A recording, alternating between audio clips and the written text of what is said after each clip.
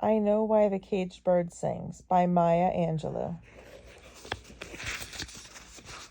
We're now on chapter 27, which is page 206. In the early months of World War II, San Francisco's Fillmore District, or the Western Addition, experienced a visible revolution. On the surface, it appeared to be totally peaceful and almost a refutation of the term revolution. The Yakamoto Seafood Market quietly became Sammy's shoeshine parlor and smoke shop. Yashigira's hardware metamorphosed into Le Salon de Beauté, owned by Miss Clorinda Jackson. The Japanese shops, which sold products to Nisi customers, were taken over by enterprising Negro businessmen, and in less than a year became permanent homes away from home for the newly arrived Southern blacks. Where the odors of tempura, raw fish, and cha had dominated, the aroma of chitlings, greens, ham hocks now prevailed. The Asian population dwindled before my eyes. I was unable to tell the Japanese from the Chinese, and as yet found no real difference in the national origin of such sounds as Ching and Chan or Moto and Kano. As the Japanese disappeared soundlessly and without protest, the Negroes entered with their loud jukeboxes, their just-released animosities, and the relief of escape from Southern bonds. The Japanese area became San Francisco's Harlem in a matter of months. A person unaware of all the factors that make up oppression might have expected sympathy or even support from the Negro newcomers for the dislodged Japanese,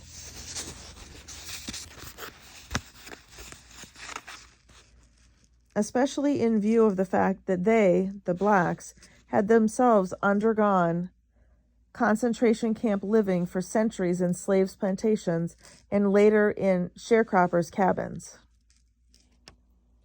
But the sensations of common relationship were missing. The black newcomer had been recruited on the desiccated farmlands of Georgia and Mississippi by war plant labor scouts. The chance to live in 2- or 3-story apartment buildings, which became instant slums, and to earn 2- and even 3-figured weekly checks was blinding. For the first time, he could think of himself as a boss, a spender. He was able to pay other people to work for him. For example, the dry cleaners, taxi drivers, waitresses, etc.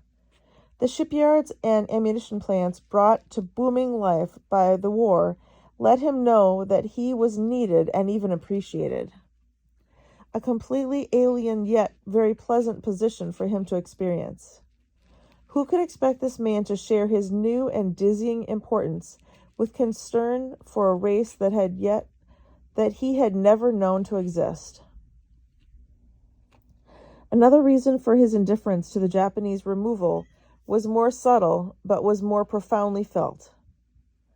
The Japanese were not white folks. Their eyes, language, and customs belied the white skin and proved to their dark successors that since they didn't have to be feared, neither did they have to be considered. All this was decided unconsciously. No member of my family and none of my family friends ever mentioned the absent Japanese. It was as if they had never owned or lived in the houses we inhabited. On Post Street, where our house was, the hill skidded slowly down to Fillmore, the market heart of our district. In the 2 short blocks before it reached its destination,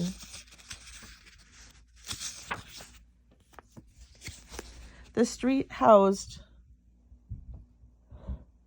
2 day and night restaurants, 2 pool halls, 4 Chinese restaurants, 2 gambling houses, plus diners, shoeshine shops, beauty salons, barber shops, and at least 4 churches. To fully grasp the never-ending activity in San Francisco's Negro neighborhood during the war, one need only know that the 2 blocks described were side streets that were duplicated many times over in the 8 to 10 square block area. The air of collective displacement, the impermanence of life in wartime, and the gauche personalities of the more recent arrivals tended to dissipate my own sense of not belonging. In San Francisco, for the first time, I perceived myself as part of something. Not that I identified with the newcomers, nor with the rare black descendants of native San Franciscans, nor with the whites or even Asians, but rather with the times and the city. I understood the arrogance of the young sailors who marched the streets in marauding gangs, approaching every girl as if she were at best a prostitute and at worst an Axis agent bent on making the USA lose the war. The undertone of fear that San Francisco would be bombed, which was abetted by weekly air raid warnings and civil defense drills in school, heightened my sense of belonging. Hadn't I always but ever and ever thought that life was just one great risk for the living? Then the city acted in wartime like an intelligent woman under siege. She gave what she could, with safely withheld and secured those things which lay in her reach. The city became for me the ideal of which I wanted to be as a grown-up, friendly but never gushing, cool but not rigid or distant, distinguished without the awful stiffness. To San Franciscans, the city that knows how was the Bay, the Fog, Sir Francis Drake Hotel, Top of the Mark, Chinatown, the Sunset District, and so on and so forth, and so white. To me, a 13-year-old black girl, stalled by the South and Southern black lifestyle, the city was a state of beauty and a state of freedom. The fog wasn't simply the steamy vapors off the bay, caught and penned by hills, but a soft breath of anonymity that shrouded and cushioned the bashful traveler. I became dauntless and free of fears, intoxicated by the physical fact of San Francisco. Safe to my protecting arrogance, I was certain that no one loved her as impartially as I. I walked around the Mark Hopkins and gazed at the top of the Mark, but, maybe sour grapes, was more impressed by the view of Oakland from the hill than by the tiered building or its fur-draped visitors. For weeks after the city and I came to terms about belonging, I haunted the points of interest and found them empty and un-San Francisco. The naval officers, with their well-dressed wives and clean white babies, inhabited another time-space dimension than I. The well-kept old women in chauffeured cars and blonde girls in buckskin shoes and cashmere sweaters might have been San Franciscans, but they were at most gilt on the frame of my portrait of the city. Pride and prejudice stalked in tandem the beautiful hills. Native San Franciscans, possessive of the city, had to cope with an influx, not of awed, respectful tourists, but of rapacious, unsophisticated provincials. They were also forced to live with skin-deep guilt brought on by the treatment of their former Nisei schoolmates. Southern white illiterates brought their biases intact to the west from the hills of Arkansas and the swamps of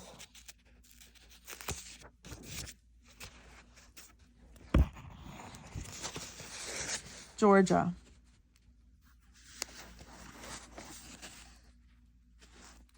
The black ex-farmers had not left their distrust and fear of whites, which history had taught them in distressful lessons. These two groups were obliged to work side by side in the war plants. and their animosities festered and opened like boils on the face of the city.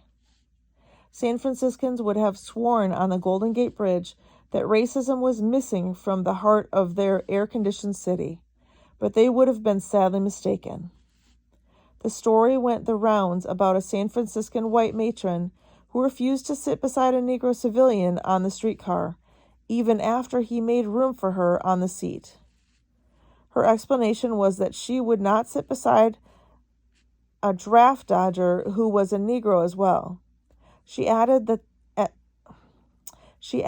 the least he could do was fight for his country the way her son was fighting on Iwo Jima. The story said that the man pulled his body away from the window to show an armless sleeve. He had said